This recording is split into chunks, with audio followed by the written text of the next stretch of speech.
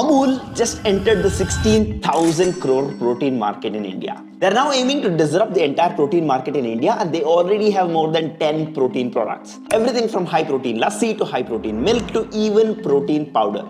And if you go on their website and try to buy any of their products, you will see that most of these products are always sold out. But why is Amul even entering this protein market? And more importantly, why now? They could have done this 5 or even 10 years ago. Can they take on so many big brands like Muscle Blaze, Optimum Nutrition, The Whole Truth, and 100 other players in the market? If you're interested in business, entrepreneurship, market, and everything related to that, then this video is for you. In this video, we'll cover everything from why is India a protein deficient country, what are the biggest challenges of building a protein brand in India, to how Amul is going to become the king of this market. But first, we need some context as to why protein. I'm Varun Kuntur and you're watching Insights by TBH, a series where we deep dive into the business insights, the strategies, and how you can implement them.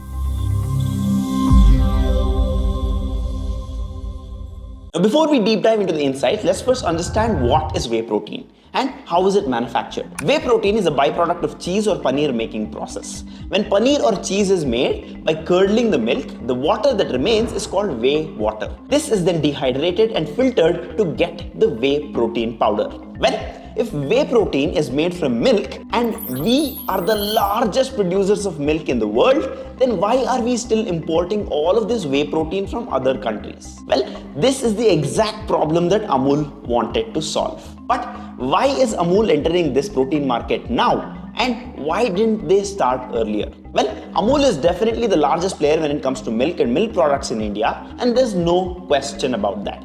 आज अमूल दुनिया की 8वीं सबसे बड़ी dairy company है।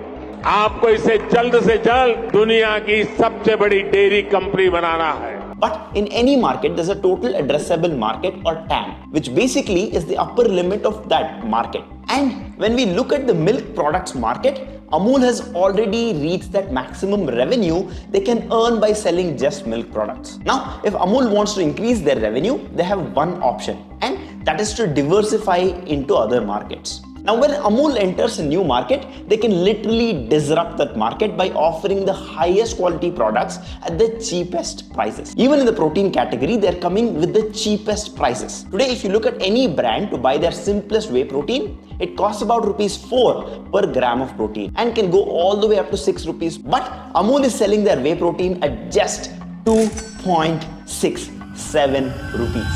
Why did Amul have to enter the protein market? They could have chosen any other market like sweets or coffee or even food. Amul's logic for choosing protein is pretty straightforward. One, they want to solve India's protein crisis. And number two, they already produce 20 lakh liters of whey, which is a key byproduct of curd, cheese, paneer and butter making process like we just discussed, making it perfect for them to enter this protein market. Most of the current brands in the market today have to rely on third-party manufacturers like Tirupati Wellness or Medicis Biotech or Fitshit Health Solutions for their whey protein. As a result, over 70% of the protein available in the market today are mislabeled and over 14% of them contain harmful toxins. But Amul, on the other hand, are the largest manufacturers of clean whey protein in the country. But the real question is there really a requirement for so much protein in the country? If you take a look at this data, over 73% of India is protein deficient. While the global average for protein consumption is around 68 grams per person, in India we are only consuming about 46 grams per person. For China, this number is 75, and for the US, it's about 80. And a big reason for this is the massive number of vegetarians in the country. Almost 40% of Indians are vegetarians. But the good thing is, there's a rise in awareness happening with more urbanization and increased internet penetration. Plus, the myth that whey protein is dangerous for health is finally getting busted. In the last 5 years, we've seen multiple successful brands emerging in this country, like The Whole Truth, Yoga Bar. In fact, even big FMCG players in India are jumping into this category, either by launching their own products or by acquiring newer brands. There are even brands like Bright Life who are selling whey protein under multiple sub-brands like Muscle Blaze, True Basics, Gridso, Incredio, HK Vitals, and HealthCart. Each brand targeted to a different consumer demographic. But we didn't really address the elephant in the room.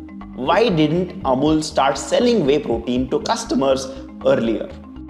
If you take a look at their history, Amul actually started selling way back in 2009 from their plant in Katraj, Gujarat. But here's the thing. They weren't selling to everyday consumers like me and you. They were focused on B2B clients, providing whey as a raw material to bakeries and other industries in a semi-processed form called DM40. Not the final protein product we are familiar with. What's really exciting now is that Amul has developed the capability to produce the finished product in-house. It's a perfect example of vertical integration. They're taking control of key supply chain elements to boost long-term profits. Now, if you watch any of our other business case study videos, then you know that if one part of the business is about the product and manufacturing, the other most important side of the business would be the distribution. And the best part for Amul is that they've already solved the distribution puzzle with over 400 warehouses nationwide and an incredible network of more than 10 lakh retailers reaching every corner of the country. If you look at their strategy, what's really fascinating is how Amul is targeting customers differently than all their competitors. See, Amul doesn't just want to go after those young 20-year-olds like everyone else. They're also focusing on the 30 to 50 age group. This segment represents a huge untapped market that other competitors have completely ignored. Amul's approach is to make protein non-intimidating for Indian consumers. That's why instead of selling protein in those big, black, ugly containers that most people think are drugs or steroids, they introduce smaller, more familiar protein options. They started with high-protein chas, then high-protein lassi, then high-protein milk, before finally entering the whey protein space. Their idea is brilliantly simple.